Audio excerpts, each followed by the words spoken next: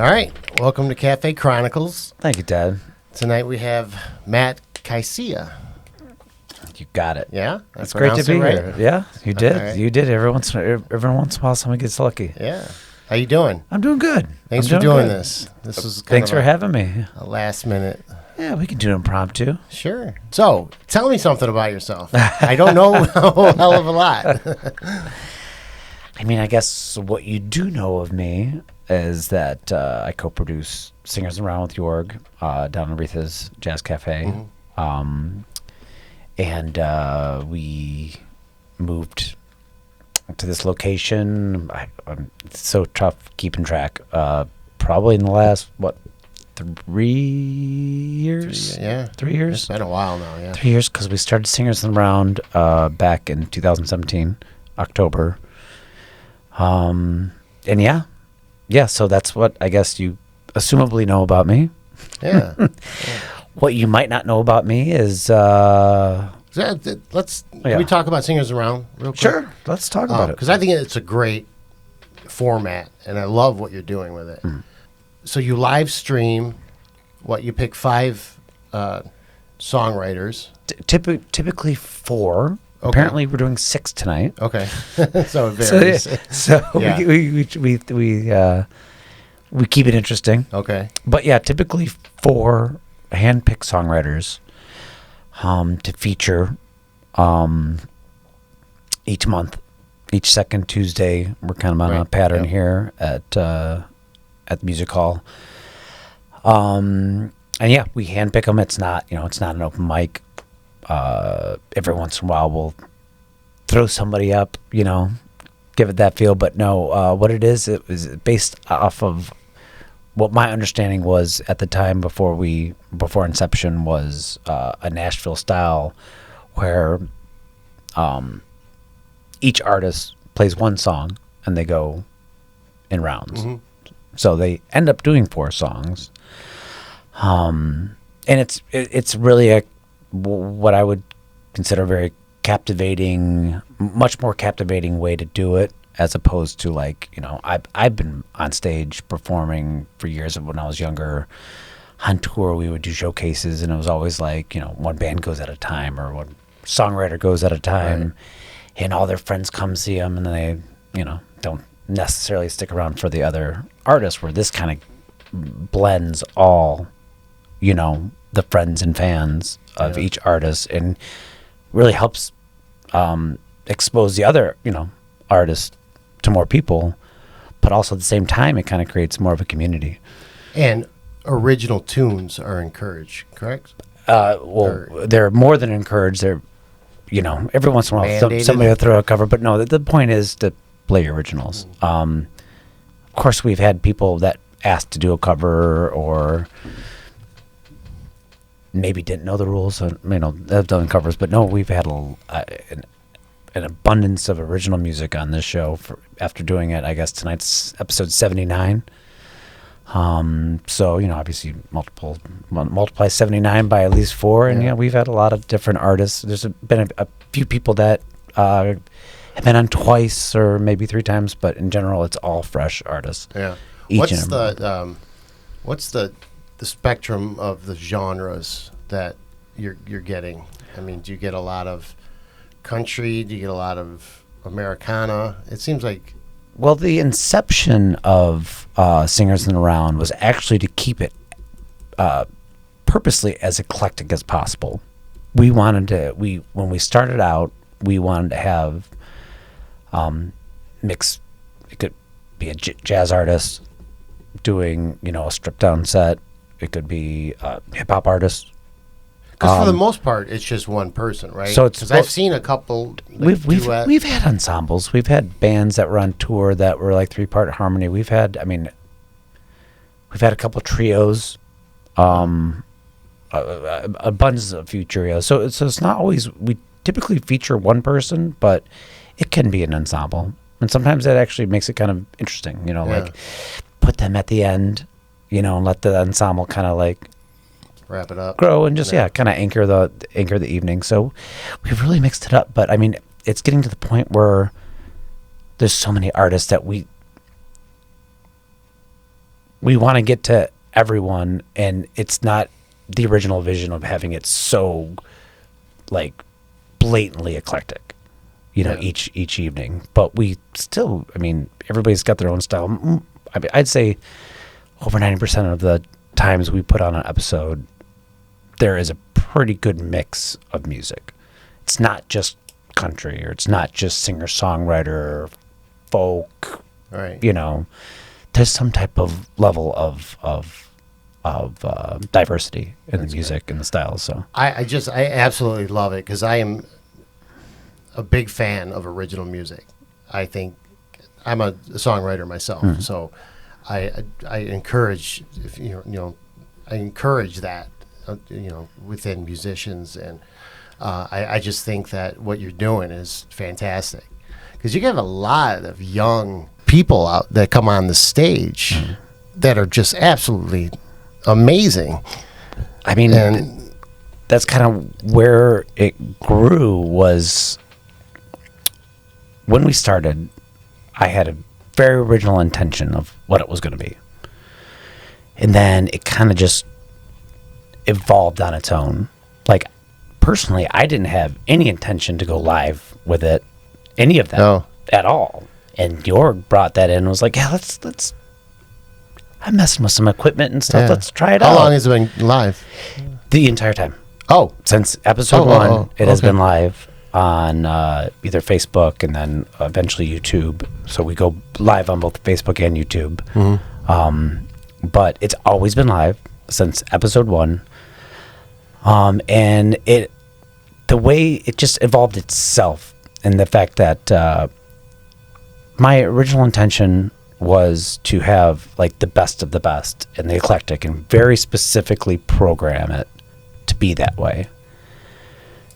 What I didn't intend is both what Jorg brought to it, which was the live and the camera and the angles and making it a show. And what I didn't intend is that we would even have access to the amount of talent that came out of the woodwork. Like, both Jorg and I are pretty involved in the Detroit music scene for years. Both of us are around the same age. We're through all the 2000s and coming out of the late 90s and stuff. So we thought we knew everyone, but we learned we don't. Yeah. And we also learned that there's so much out there that was like unknown, untapped, and I think that kind of led to so many things. First of all, the essence of the community, of mixing all these artists and putting them together, and then all of a sudden they're creating relationships where maybe, I don't know if that has to do with the in the round idea, because I remember showcasing, whether it be, like I said, solo or with bands and stuff, and you might have created a relationship with the band or the artist that went before or after you or something, but typically it was like kind of separated, and if there was 5 people on the bill, you didn't stay the whole time, maybe, unless you're on. There's always like that idea that everybody was separated, everybody was doing their own thing, where something about the in the round brought everybody together. Things like people's playlists for the evening.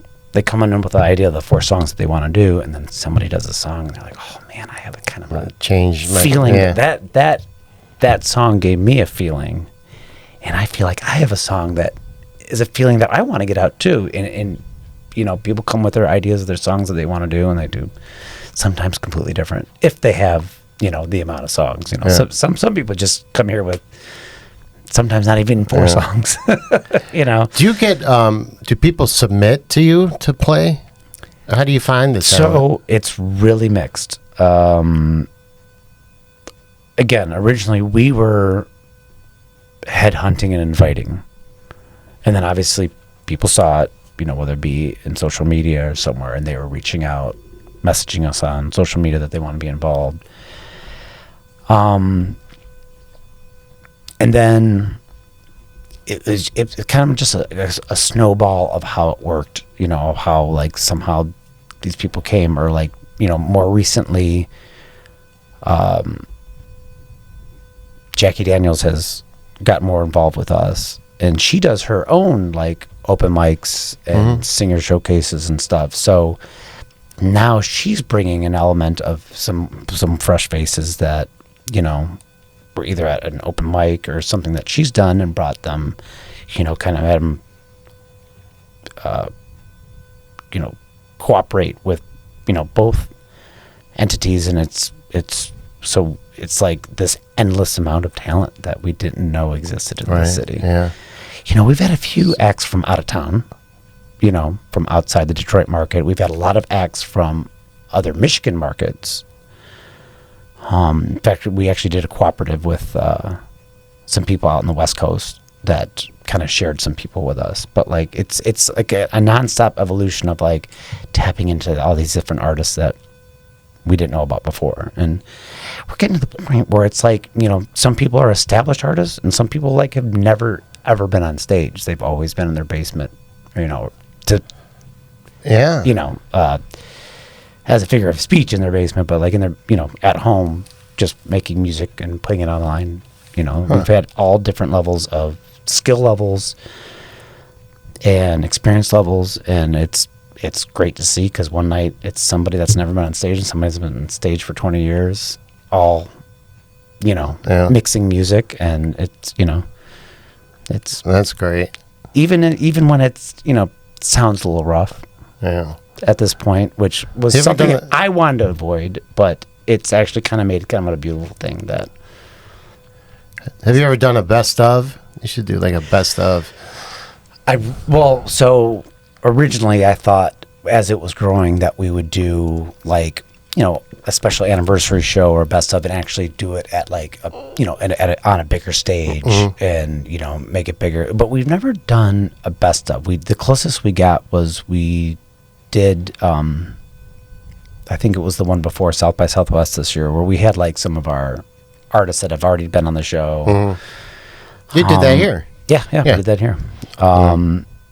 And that was the closest. But no, I've actually always wanted to like kind of go back to some of those super handpicked artists from like the first 10 or so episodes that like I've always wanted to have like my favorite artists that came and performed and just do it, like you said, like a best of, which I think we'll do. We'll do some type of we'll do something special like that. But I think it just goes back to the fact that we just keep getting more and more people submitting and asking. We don't have like an actual formal submission form online, and I do feel bad because, you know, some people's messages get lost, and we don't get to everybody. We don't vet everybody. Sometimes it's just timing the way it works out. So anybody out there that's messaged us and been ignored, I am sorry. I don't know, you know, bad timing, bad luck. But no, I hear you. Because I mean, some people. There is one of our guests was someone that had hit us up multiple times and was completely ignored by us, and no specific intention to ignore anyone, but we finally had her on, and she was absolutely incredible. Really? That's So it's worth the wait. So right? I guess persistence helps. You know what else helps is just showing up and be a guest in the studio audience and introduce yourself. We've had a lot of people introduce themselves and say, "I'd really like to be, you know, part of this," and then that definitely catalyzes getting you on the show. Yeah. So you're a performer yourself, correct? Yeah. What are you doing lately? Well, that's a great question. I've always been like I perform a lot, typically. So I started out in the 2000s in a band, a Detroit-based band that ended up, you know, having some success in touring around and recording. What was the name of the band? Green Street. Okay. And then we kind of left the road around 2009, and then I started doing a lot more solo stuff, some, you know, cover gigs, and just a lot more full-time artist stuff, performing every night. And then I moved to Chicago for 10 years, which is actually Chicago is kind of where I got the initial idea to do this, Singers in the Round, Mm-hmm. was because I did a couple similar in the rounds in Chicago, and it was the first time I ever noticed, and maybe it was just, a bad coincidence that my experiences from doing showcases before, but I feel like there's so many times I did showcases, especially when the band was on tour doing showcases, and like they're really just throwing anyone up there, and typically the other people I was showcasing with the other bands were just not good. Where in Chicago, I got invited to do a songwriter like circle like what we're doing, and I was absolutely astonished that everyone was good. Yeah. And I was like really raised the bar of like what, And they were booking these people that weren't that good. Well, previously, yeah, They weren't just sometimes picking them up. venues were just People weren't signing up, is what I mean. yeah, exactly. Okay. So somebody had actually hand-picked, not just Yeah. given a slot to hand-picked artists, and So that's you what- moved to Chicago. That's what opened my eyes to like I want to bring that to Detroit because I know there's a lot of great artists there. Yeah. So I mean, when we started Singers Around, I was living in Chicago. Were you doing music in Chicago? That's Yeah, why you so moved I there? do music full time. Okay. Yeah. I perform. I have a music management company called Verona Music. I book a lot of the venues, in Detroit and all over the place and festivals and stuff. So I'm full-time music, whether I'm performing or Behind the managing scenes. it. Okay. or, All right, or that's coordinating great. it. Yeah. Or coordinating it or programming it. So, and I still perform quite a bit. I don't perform as much original now. So now Singers in the Round is like my original outlet. But now I don't even perform on Singers in the Round. So I was just going to ask you if you do. When York and I started, we were always kind of going off, like him and I would do a song in between like the rounds. And we performed quite a bit in the beginning, and then just once you get to 79, it's like nobody wants to listen to us. So every once in a while we pop in there, but Yeah. now it's strictly about the artist. Do you ever perform with York? Not on Singers of the Round. I mean, like out there. I mean, we have. Yeah. I mean, especially if you know York and York's personality, like he's Yeah. out there, so like Sure. he'll You're jump bound to. So we did some event producing and some show producing, obviously for South by Southwest and stuff.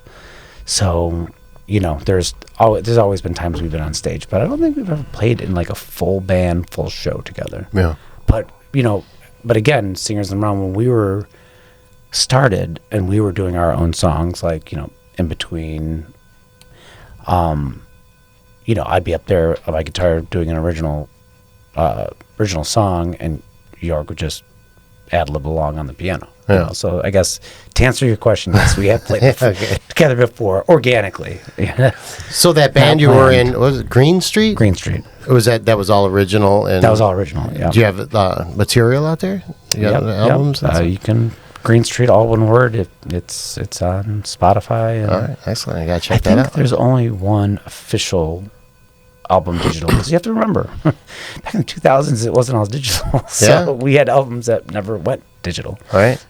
So That's crazy to think about, right? yeah. No, it is very crazy to think. Yeah. It's crazy to see where the music, being a part of it and seeing where the music industry is gone, and it's drastic.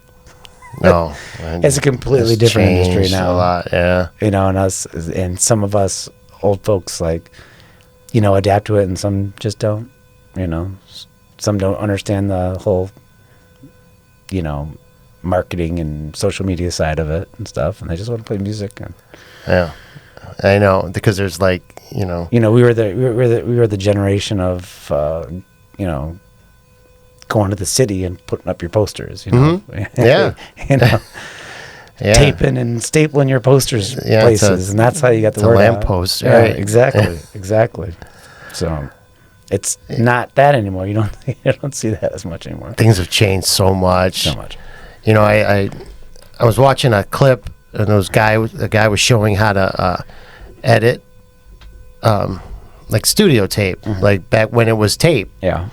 and he was showing like all the effects racks, and he's like, now all of this, I mean, it was a gigantic wall. Oh gosh. Is now in your DAW, and I'm just like, I don't know if I could do that, It's just My fiance and I just moved, and I have 3 Green Street reels.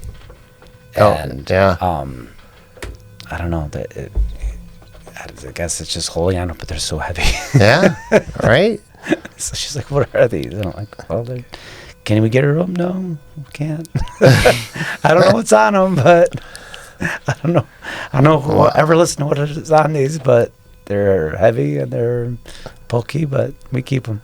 Yeah, you cook them or something, don't you? Don't you cook tapes now to get them to work again? Yeah. I don't know. Yeah. But I've seen the videos where like they had to like a cut. They would have to like erase the magnet on there to get a vocal cut and stuff. And they like scrub it, or they. Yeah, I couldn't believe that it would take so much took a razor work. blade and cut the film, and then taped it, together. They had to do some crazy cut out a stuff piece. back then. Yeah, but you can. I mean, they're reusable.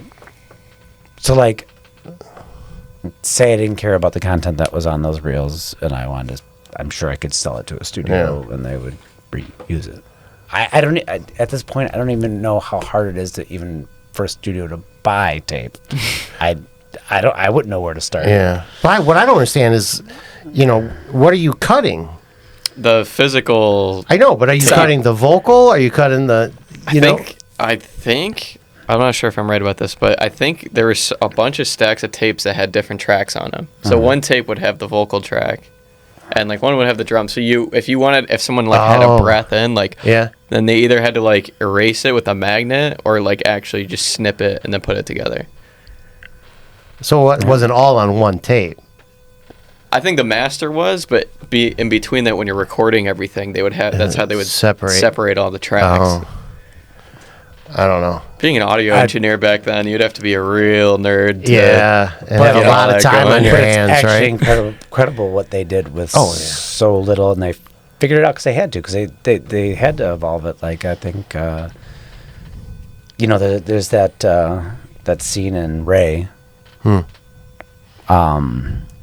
And I'm actually mad at myself because the engineer in it became really famous engineer, but he was just a kid in the movie. But he was, they were saying, "Oh yeah, we can go back and do that again, or we can take that out." And Ray Charles is like, "What? We can do what?" Yeah. Because everything was on reel, just done live, and nobody could mess up, and there was no separating instruments, or everything was live. Yeah. Well, I mean, think about it, like Sgt. Pepper. It was done on 2 4-tracks. From what I, know. Yeah.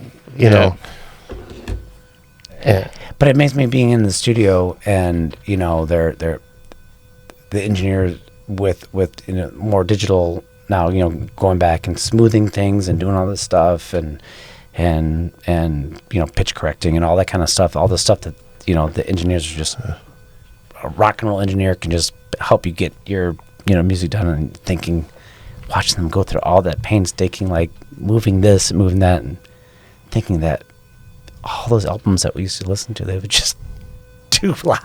Yeah. There was no tweaking. There was no.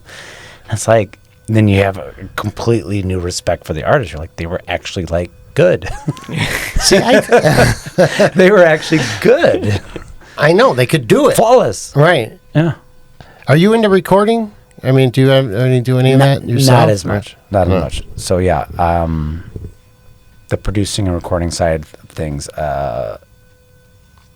Unfortunately, I went the business route and not the producing and recording side. So I can't tell you the last time I was in the studio. Unfortunately or fortunately, you might have chosen the right side. Right. Yeah. Yeah. Yeah.